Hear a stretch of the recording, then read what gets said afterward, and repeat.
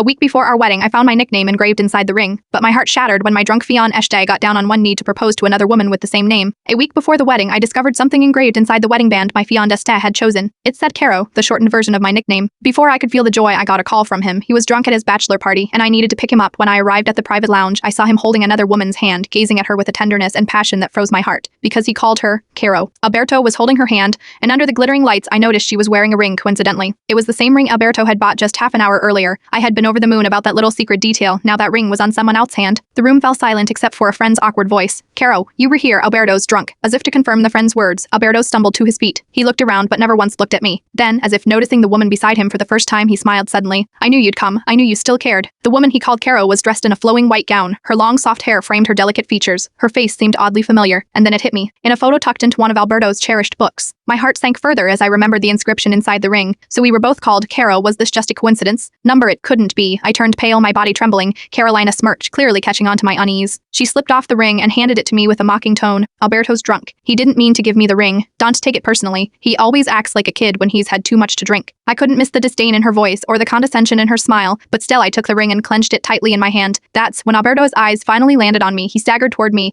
and for a brief second I thought he might try to explain himself. Instead, his expression turned feral like a guard dog protecting its bone. That ring is for Caro, not for you, he shouted. Give it back. Now, his friends tried to calm him down, laughing nervously. He's drunk and not thinking straight. Don't mind him. Carlotta. They tried to get him to let go of me, but his grip was too strong and it hurt.